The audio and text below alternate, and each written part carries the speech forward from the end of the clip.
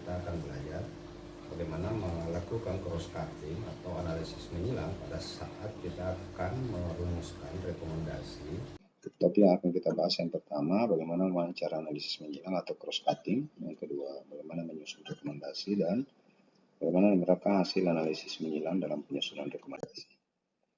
Mengapa analisis menyilang? Kenapa yang diperlukan Bapak Ibu? Karena instrumen yang dibuat ini merupakan hubungan sebab akibat. Jadi antara nomor satu dengan nomor lainnya itu saling terkait. Dalam proses analisis menyilang sebenarnya yang dicari adalah kausa prima, jadi penyebab utama dari rendahnya butir tertentu. Nah, ini digambarkan secara visual, misalnya pada posisi warna biru ini ada terjadi rendah, itu bisa saja karena dipengaruhi oleh butir lainnya. Ini butir lainnya juga mungkin disebabkan oleh karena butir sebelumnya yang warna orange ini. Jadi ini ada keterkaitan, sehingga setelah ditelaah berdasarkan cross cutting itu untuk setiap butirnya pada setiap komponen ditemukan, oh ternyata pada posisi ini menjadi kausa prima, sehingga ini menjadi penyebab utama untuk yang menyebabkan nilai pada butir tertentu menjadi rendah.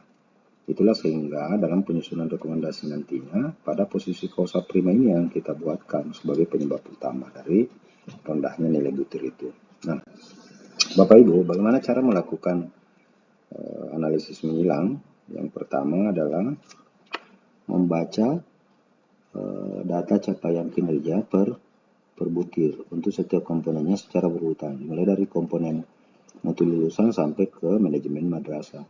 Kemudian yang kedua, kita kemudian mengidentifikasi hasil capaian kinerja berdasarkan penilaian kita. Jadi nanti akan kita telusuri ada butir-butir mana yang menjadi rendah. Biasanya proses itu juga akan mengkonfirmasi dengan butir lainnya sebagai penyebab.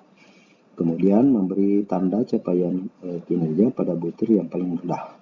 Nanti setelah itu baru kita mulai menyusun atau menuliskan kesimpulan berdasarkan hasil analisis kita terhadap kaitan masing-masing butir yang rendah pada setiap komponennya. Nah, setelah itu barulah dibuat rekomendasi. Nah, ketentuan penulisan rekomendasinya itu rekomendasi dibuat bersama asesor 1 dan asesor 2. Kemudian rekomendasi setelah seluruh proses penilaian itu dilakukan oleh asesor, sehingga asesor baik asesor 1 dan 2 memperoleh gambaran utuh terhadap kondisi madrasah yang sebenarnya. Nah, ada beberapa persyaratan rekomendasi yang baik. Yang pertama, dapat mengatasi masalah yang terjadi. Nah, kemudian dapat dilaksanakan dengan kondisi sekolah. Jadi, memberi rekomendasi jangan abstrak, tetapi dia harus real, kalau perlu sangat teknis. Kemudian yang ketiga, dia efektif dan efisien dan tidak menimbulkan masalah di kemudian hari. Jadi, ciri rekomendasi kinerja ini dikutip dari Suyanto. Yang pertama adalah mempengaruhi, mengarahkan, menggerakkan, dan memberdayakan. Nah, contoh komponen proses pembelajaran kita ambil sebagai simulasi. Jadi di sini pengembangan karakter siswa yang rendah pada poin 5 untuk kompetensi lulusan 5-8 itu rendah ditambah nomor 10. Kemudian kualitas pembelajaran pada proses pembelajaran itu ada 12-13, kemudian iklim belajar 15-16. Kemudian setelah ditandai seperti ini, lalu kemudian kita mencoba menganalisis hubungan dan keterkaitan untuk menemukan kausa prima dari nilai tersebut. Kita melakukan analisis menyilang bahwa komponen kualitas pembelajaran pertama pada butir 12 itu pembelajaran aktif, dan butir 13 penilaian proses dan hasil belajar masih belum maksimal. Jadi ini belum tentu ini menjadi kausa prima gitu. Bisa saja dia maksimal. Kenapa? Karena guru tidak mengikuti pengembangan keprofesionalan berkelanjutan. Jadi tidak ada PKB-nya, tidak ada pelatihannya, sehingga kualitas pembelajaran ini juga dipengaruhi oleh berkolasi dengan keterampilan komunikasi guru dan keterampilan kreativitas atau inovasi guru itu sendiri. Ini juga mempengaruhi rendahnya keaktifan siswa dalam kegiatan pembelajaran. Nah, selain itu juga ada korelasinya dengan komponen manajemen sekolah.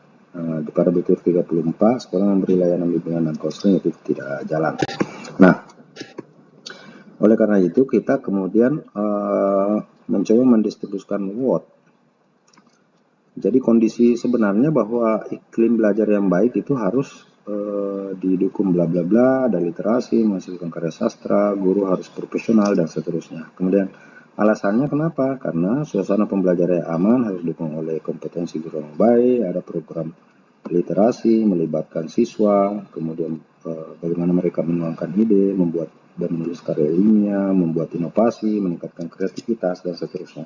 Itu dalam rangka memperbaiki proses pembelajaran. Oleh karena itu, maka pada tahun oleh karena itu guru perlu satu how, bagaimana guru harus berinovasi. Guru perlu berupaya maksimal memanfaatkan sarana yang ada di sekolah. Hal ini dapat memanfaatkan benda-benda atau barang-barang sederhana. Jika perlu, guru mengembangkan profesional misalnya di bidang konseling untuk memberikan gambaran solusi setiap masalah, menangani masalah-masalah siswa dan seterusnya.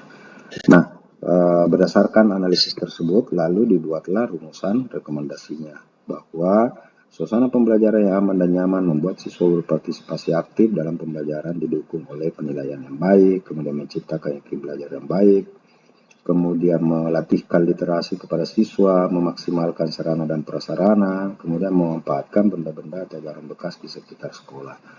Itulah menjadi rekomendasi secara spesifik dilahirkan berdasarkan cross cutting yang kita lakukan sebelumnya.